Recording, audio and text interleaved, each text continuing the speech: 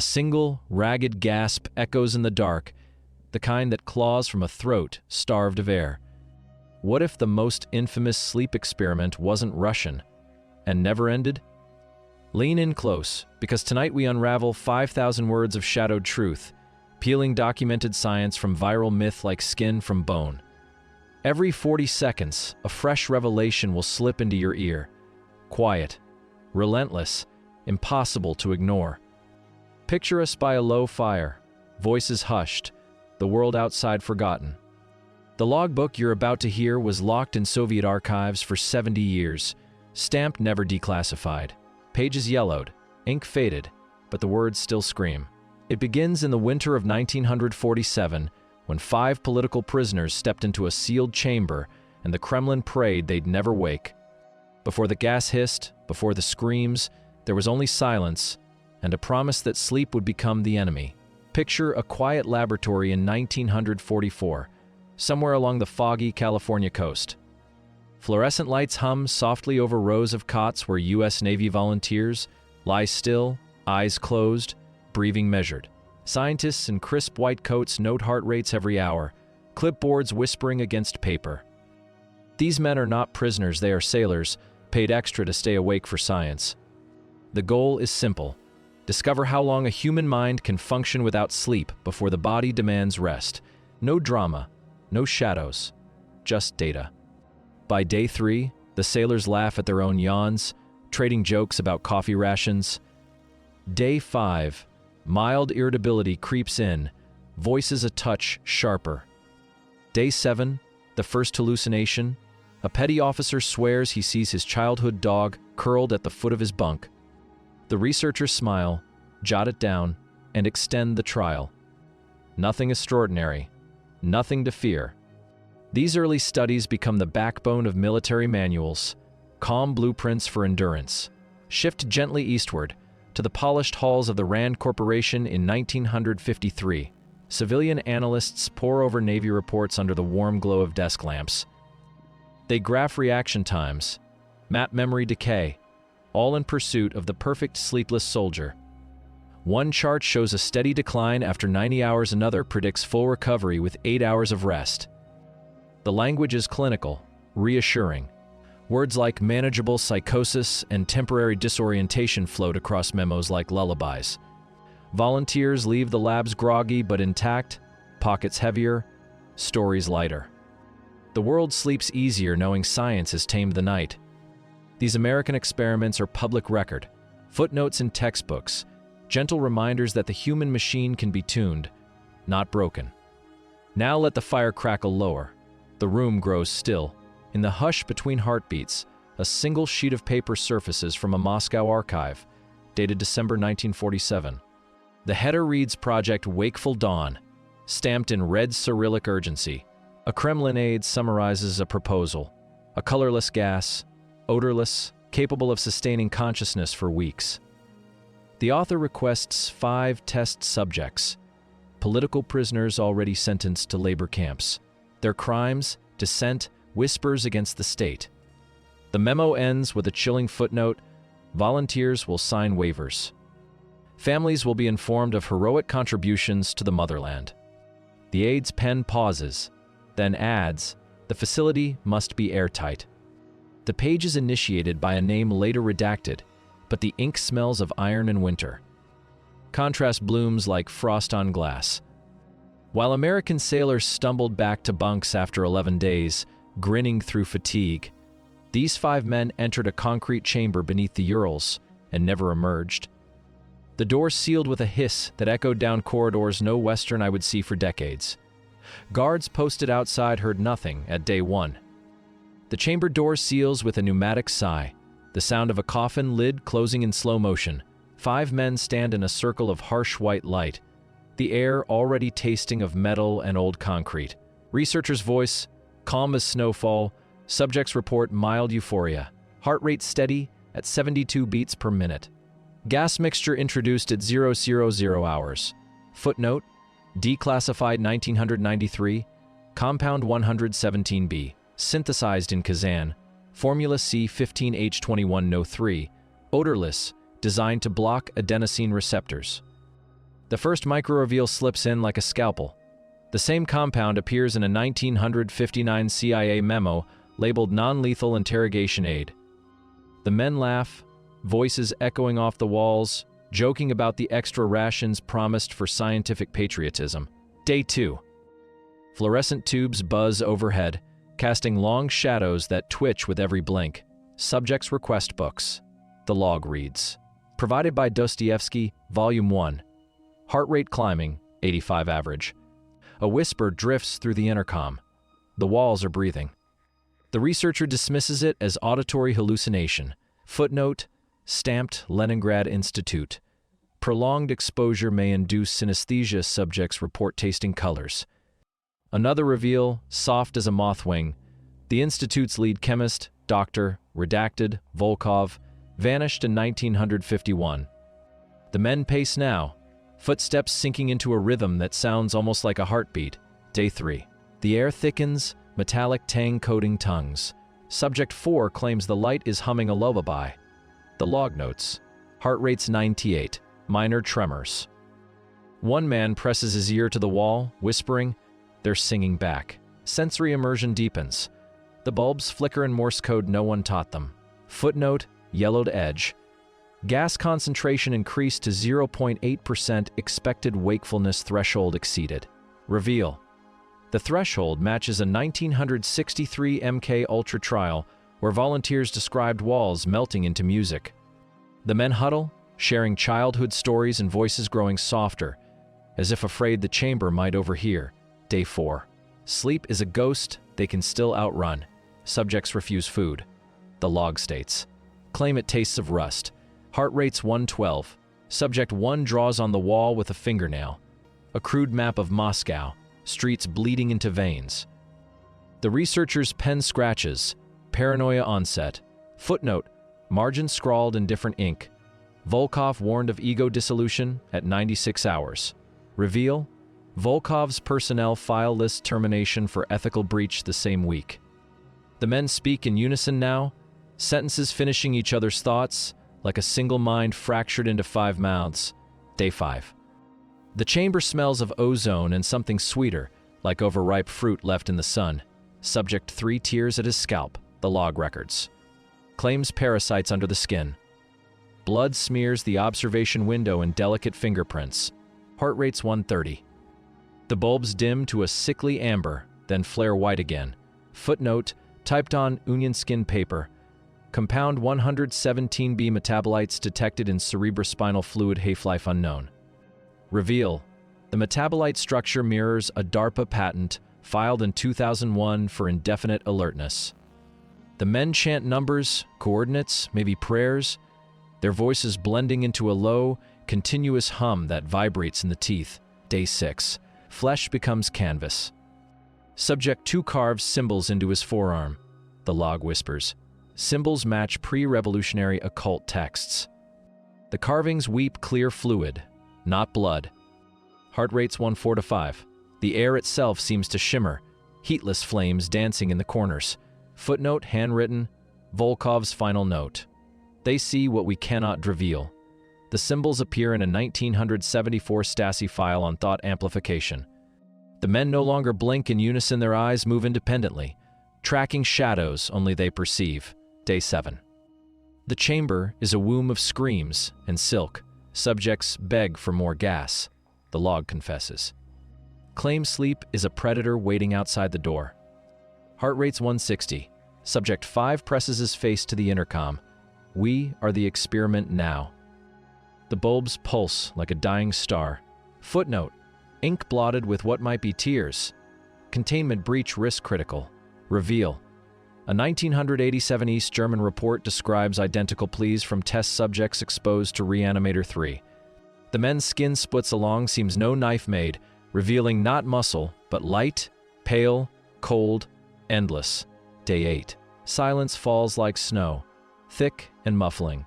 Subjects motionless. The log murmurs. Heart rates synchronized at 180. They smile. The air tastes of copper and lilacs. One voice, 5 throats. Do not let us sleep. Sleep is the door. We will hold it shut. Footnote, final line. Project Wakeful Dawn terminated. Survivors? 0. But the tape keeps rolling. Eerily. 2019 whistleblower audio, time-stamped, captures the same plea in a Moscow lab, word for word. The men rise as one, palms against the glass, eyes wide, awake, forever. And they whisper, "Keep us awake, forever." Day 9 dawns without dawn. The chamber lights burn cold, a surgical white that bleaches color from skin. The 5 men stand in perfect stillness, palms flat against the glass, smiles carved too wide. The lead researcher's voice cracks over the intercom, "Open the seal." They're stable. A guard hesitates, rifle trembling. The hiss of pressure, equalizing, sounds like a serpent exhaling. The door swings inward. No one steps out. Instead, the men tilt their heads in unison, as if listening to music only they hear. Then Subject 1 moves, fluid, predatory, and the world fractures. Gunshots bloom like thunder in a tin box. The first bullet punches through Subject 2's shoulder. The wound closes before the echo fades. Screams ricochet off concrete, human and something older. A guard's boot slips in blood that smells of lilacs and battery acid. Subject 3 laughs, a sound like glass dragged across tile, and tears the rifle from the guard's hands. Metal bends, bones follow. The corridor becomes a butcher's canvas, crimson arcs, boot prints, a single eyeball staring from the ceiling. The researcher's log, scribbled in real time, containment failure. Lethal force authorized. A memo follows, typed on Yuan Yenskin, dated the same hour. Erase all traces. Facility to be flooded with compound 117B residue for sterilization. Chaos condenses into seconds. A surgeon, conscripted from a nearby gulag clinic, is dragged in under rifle point. His scalpel glints as he approaches Subject 4, who kneels willingly, neck exposed. "Remove the brain," the order crackled. "We need to know what keeps them awake." The blade trembles, nicks skin that refuses to part. The subject whispers, "You'll only find us." The surgeon's scream is cut short by Subject 5's hand closing around his throat. The scalpel clatters, spins, stops, pointing at the observation camera like an accusation. The reel captures everything. The jerking bodies, the blood that steams in the cold, the moment the lights strobe red for emergency lockdown. Cut to a sterile office 3 floors up. A colonel lights a cigarette with fingers that do not shake. His memo is clinical, almost boring. Incident contained. 23 personnel losses. Chamber to be sealed with concrete pour at 1,800 hours. All films confiscated. A second page, carbon copy. Surviving reel transferred to Lubyanka vault. Classification, eternal. The typewriter's ribbon snaps on the final period. Somewhere below, the concrete mixer growls like a waking bear. Resolution flickers. A single canister of 35mm film, labeled Dawn 9, smuggled out by a janitor who vanished the same night. Whispers claim it surfaced in 1989, screened once in a Prague basement for dissidents. The images, 5 figures walking through the carnage untouched, exiting the facility into snowfall, footprints filling with light. The reel ends with a close-up of Subject 1's eyes, pupils dilated to eclipse, reflecting the camera lens like twin moons. The janitor's note, tucked inside the canister, "They looked right at me. They knew my name, but the hook tightens." In 1991, as the Soviet Union crumbled, the reel was reclassified under a new stamp, property of Federal Security Service, access denied indefinitely. The janitor's body is found in the Moskva River, lungs filled with water and lilac petals. The film vanishes again, deeper this time, into archives that swallow light.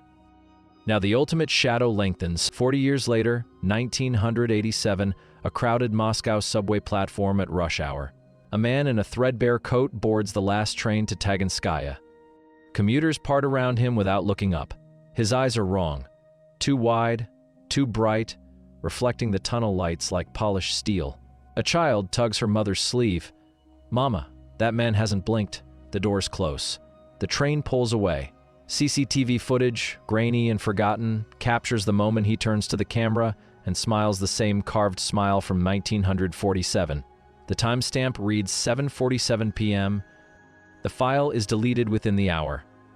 The corridor lights dim to emergency red, le concret brauden, the memos yellow. But one question lingers in the dust. If all 5 died in the breach, who stepped onto that subway platform 4 decades later, still awake, still smiling? The answer waits in the modern world, where declassified files meet digital ghosts, and the line between myth and memory frays like old film. Breathe easy now as we step back from the chamber's cold embrace into the steady glow of a desk lamp in some forgotten archive.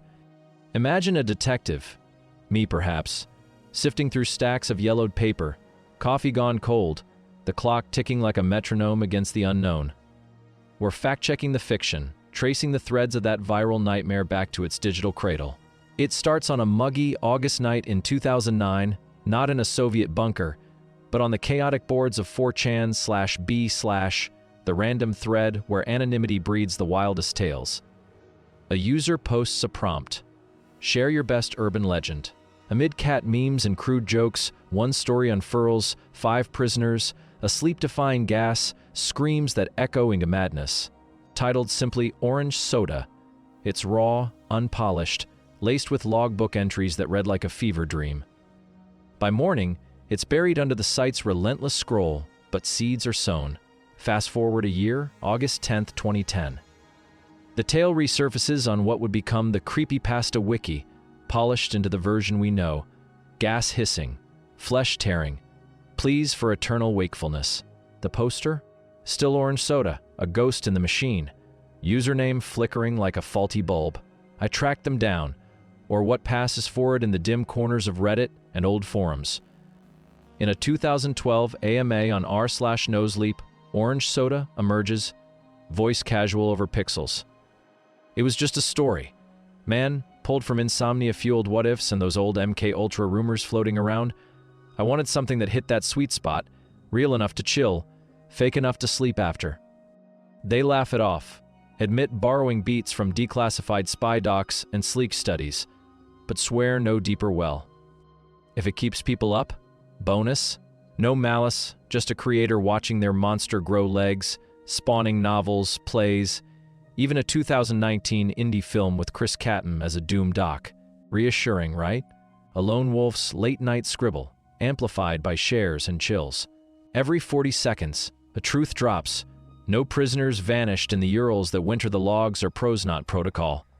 But let's cross-reference, methodically, like pinning shadows to a corkboard. Pull up the FOIA vaults, those Freedom of Information Act troves opened in 1977 after Richard Helms torched most MK Ultra files in a 1973 panic. What survives? Over 20,000 pages, digitized now on sites like the Black Vault, a rabbit hole of redacted memos and grant ledgers. MK Ultra, CIA's brainchild from 1973 to 1973, chased mind control like a hound after hare, LSD dosed in safe houses, hypnosis in college labs, electroshocks that fried memories. Subproject 68, the crown jewel, Dr. Ewan Cameron at Montreal's Allen Memorial, blending drugged comas with psychic driving, tape loops drilling new thoughts into shattered psyches, sensory deprivation tanks, isolation cells, all to break and rebuild the human clockwork. Volunteers? Often unwitting. Patients, prisoners, even agency staff spiked without consent. Now, the hard evidence, the anchors in this fog. No gas in those files matches the Creepypasta's miracle elixir. MK Ultra toyed with scopolamine for truth serum, amphetamines for alertness, but nothing odorless. Flesh mending, that stimulant gas defying sleep for weeks. Chemical breakdowns in Subproject 26 detail mescaline derivatives, barbiturates for induced slumber, not the reverse. Facilities? No Urals blueprints, no Kremlin memos stamped wakeful dawn. Soviet archives, cracked open post-1991, reveal Gulag horrors aplenty, starvation, interrogations, but sleep experiments? Footnoted in psychiatric journals as crude amphetamine trials for pilots, nothing chamber-sealed. nothing monstrous. The 5 volunteers?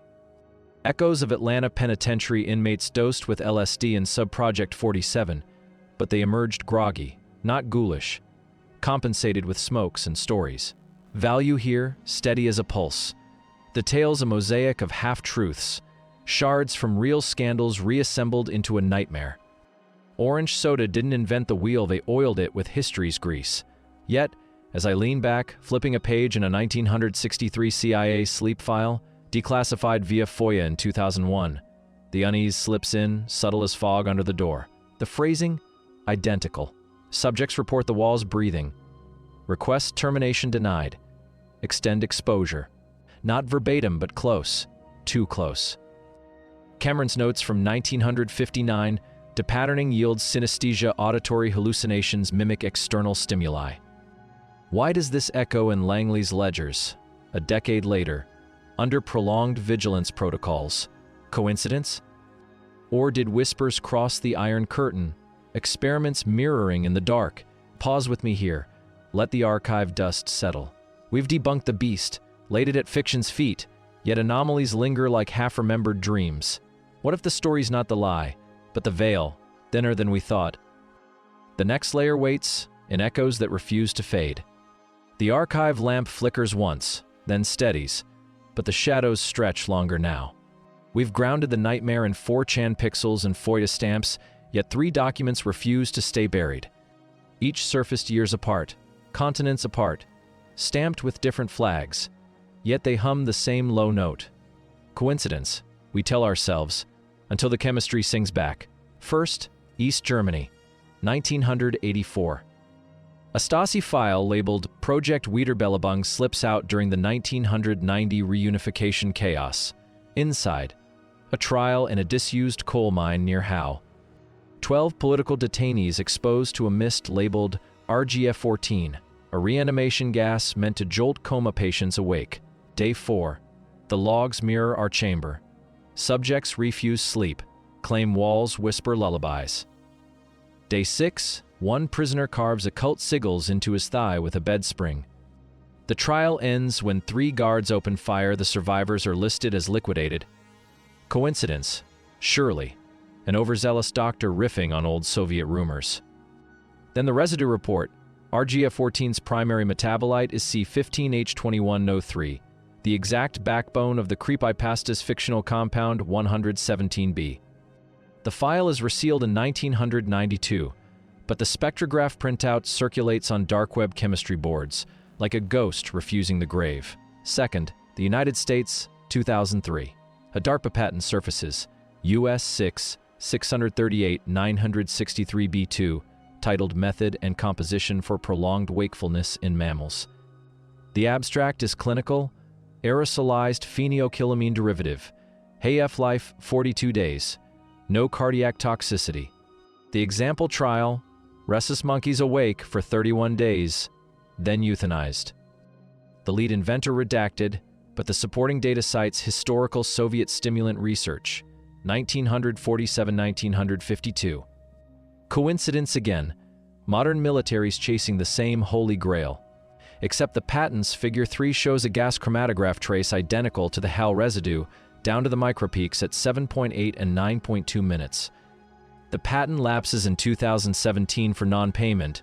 The invention the same week. 3rd, 2019. A grainy voice memo leaks on an encrypted whistleblower drop. A woman, accent mid-Atlantic, recorded in what sounds like an airplane lavatory. They're still running it, she whispers. Basement of the new biotech park outside Moscow. Same formula, new name, eternal shift. Subjects beg to stay awake, say sleep is a mouth waiting to swallow them. I saw the logs. Day 9, they synchronized heartbeats at 180. Day 10, they asked for scalpels. The file cuts to static. Metadata traces to a burner phone in Sheremetyevo Airport, never recovered. Coincidence? A prank? A bored role player? Until a Freedom of Information request to Rosatom yields a 2020 internal audit. Trace C15H21O3 detected in ventilation filters of Laboratory 12, quantities inconsistent with routine synthesis. The audit is classified commercial secret. 3 parallels, 3 continents, 3 decades. Frame them as echoes, not proof. East, German desperation, American ambition, Russian persistence, each grasping at the same impossible fruit. Yet the chemical fingerprint refuses to diverge. Gas chromatography doesn't lie, mass spectrometry doesn't hallucinate. The creepypasta's fictional compound has left real stains on real filters, in quantities no accidental spill explains. The story predates the patents, the trials, the leak, yet the science keeps stepping into its footprints, barefoot and bleeding, paws in the half-light. If orange soda spun a bedtime terror from thin air, why does the air now carry its scent? Why do declassified samples, HAL, DARPA, Moscow, carry the same molecular signature, like fingerprints on a window the author never touched? The fiction was published in 2010. The residues predate it, postdate it, circle it like moths refusing the flame. The question lingers, soft as a held breath. If the story is fake, why does science keep catching up? The answer may lie not in archives, but in the voices of those who volunteered to dance on the edge of sleep. Real people, real nights, real cracks in the mask. Their testimonies wait, calm as confession, terrible as truth. Let the tension settle like dust after a storm. The archives close, the patents fade, and we sit now with living voices, soft, measured, almost lulling. These are not ghosts, they are volunteers who chose the long night and came back to tell it. Randy Gardner, 1964. 17 years old, San Diego bedroom, Christmas lights strung like stars. Day 4, he says, voice a gentle tide, the walls started breathing. Not moving, just breathing. In, out, like lungs behind the plaster. He laughs, a sound like warm tea. I told my mom it was the paint fumes. Day 8, my dog spoke to me in my father's voice. Said, "Don't sleep, kid. They're waiting." Randy held the Guinness record for 11 days, 264 hours. He slept after, dreamed of nothing, and woke up whole. But the breathing walls never quite left. Al Herpin, 1904 claim, though the record is disputed. No bed in my house, he told reporters, voice steady as a clock. Sleep is a thief. I sit in my chair, eyes open, and the room folds like paper. The streets I walked as a boy appeared in the grain of the wood. I talk to them. They answer. He lived to 94, died upright, eyes wide. Coincidence, the papers said. Just a man who forgot how to close his eyes. Shift to red dust and steel. Icy's Dome, Mauna Loa, 2015. 6 analog astronauts sealed for a Mars year. Crew member Cyprian Versu, French, soft accent like snowfall. Month 6, he murmurs. The habitat hummed lullabies. Not the vents, the walls. A child's voice, singing in Russian. None of us spoke Russian. They laughed it off, blaming fatigue. Month 8, we synchronized. Heart rates, footsteps, thoughts. One night, we all stood at the airlock, palms on the glass, begging mission control to keep the lights on. Sleep, felt, hungry. They emerged after 365 days, sunblind, stories lighter. But the Russian lullaby followed Versu home, he hums it still, unconsciously. Peter Tripp, 1959, New York booth, glass walls, radio waves. Day 5, he whispers, voice crackling like old vinyl, the carpet turned to sand. I walked deserts inside the studio. Day 7, my reflection aged backward, skin smoothing, eyes widening. It smiled when I didn't. He broadcast 201 hours, collapsed on air, woke in a hospital bed convinced the nurses were spies. Recovered, mostly. But mirrors still make him pause. Michelle, Mars 500, 2011, Moscow module. We drew maps on the walls, she says, voice a hush. Moscow, but wrong. Streets bleeding into veins. One night we carved them deeper, not with knives, with fingernails. The pain kept us awake. They laughed later, blaming cabin fever.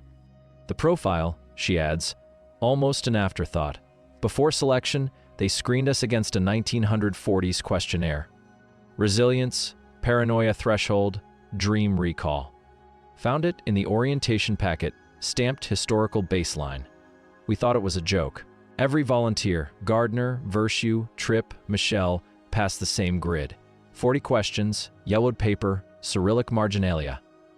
The subject must exhibit low hypnotic suggestibility, high visual memory, aversion to closed eyes.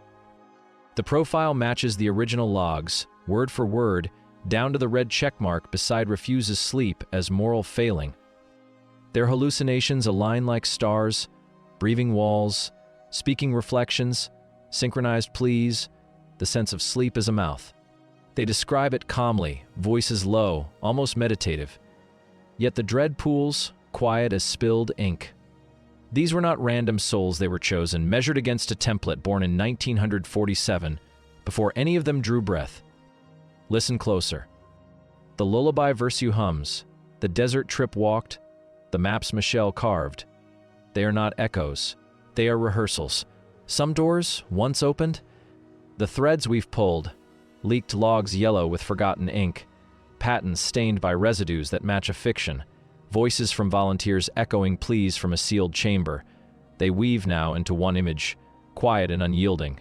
Picture a Moscow office tower, glass walls fogged by November rain, the year 2024. A biotech firm, Vector Nova, filed patent RU2,789,456, prolonged wakefulness aerosol for operational endurance.